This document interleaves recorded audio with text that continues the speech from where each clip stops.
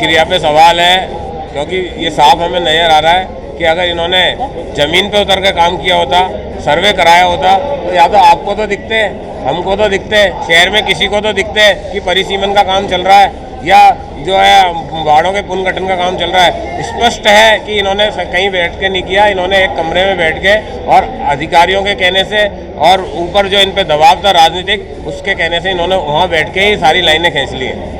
अच्छा, जो आपत्तियों का समय है अभी, आपका आरोप है कि अधिसूचनाएं जारी नहीं हुई, प्रकाशित नहीं हुई?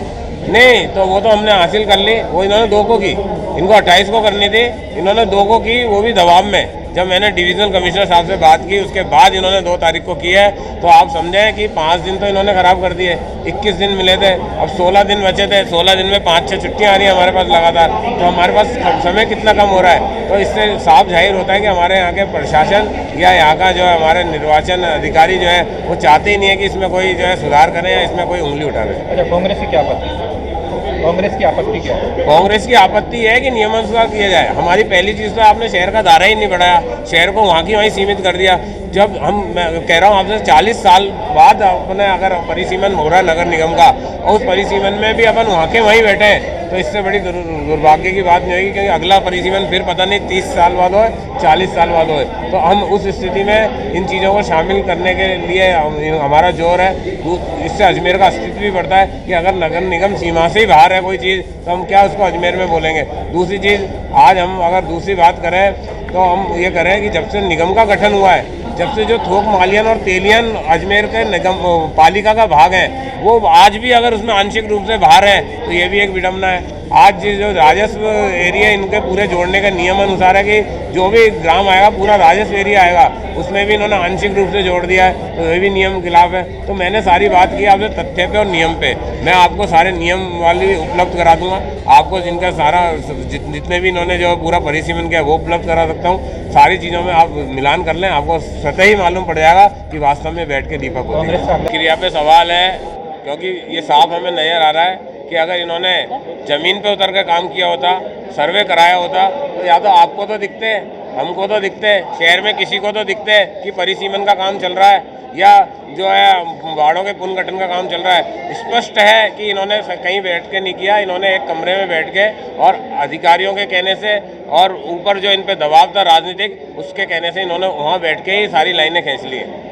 अच्छा, जो आपत्तियों का समय है अभी, आपका आरोप है कि अधिसूचनाएं जारी नहीं हुई, प्रकाशित नहीं हुई? नहीं, तो वो तो हमने हासिल कर ली, वो इन्होंने 2 को की, इनको 28 को करनी थी, इन्होंने 2 को की, वो भी दबाव में। जब मैंने डिविजनल कमिश्नर साहब से बात की, उसके बाद इन्होंने 2 तारीख को की है, तो आप समझें कि 5 दिन तो इन्होंने ख़राब कर दिए। 21 दिन मिले थे, अब 16 दिन बचे थे, 16 दिन में 5-6 छुट्टियाँ आ रही हैं हमारे पास लगातार, तो हमारे पास समय कितना कम हो रहा है। तो इससे साफ जाहिर होता है कि हमारे यहाँ के प्रशासन या यहाँ का जो है हमारे निर्वाचन अधिकारी जो है वो चाहते ही नहीं है कि इसमें कोई जो है सुधार करें या इसमें कोई उंगली उठा रहे। अच्छा, कांग्रेस की क्या आपत्ति, कांग्रेस की आपत्ति क्या है? कांग्रेस की आपत्ति है कि नियमानुसार किया जाए। हमारी पहली चीज़ तो आपने शहर का दायरा ही नहीं बढ़ाया, शहर को वहाँ की वहीं सीमित कर दिया।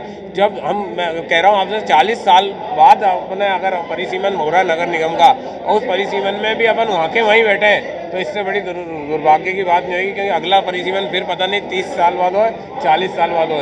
तो हम उस स्थिति में इन चीज़ों को शामिल करने के लिए हमारा जोर है। इससे अजमेर का अस्तित्व भी बढ़ता है कि अगर नगर निगम सीमा से ही बाहर है कोई चीज़, तो हम क्या उसको अजमेर में बोलेंगे।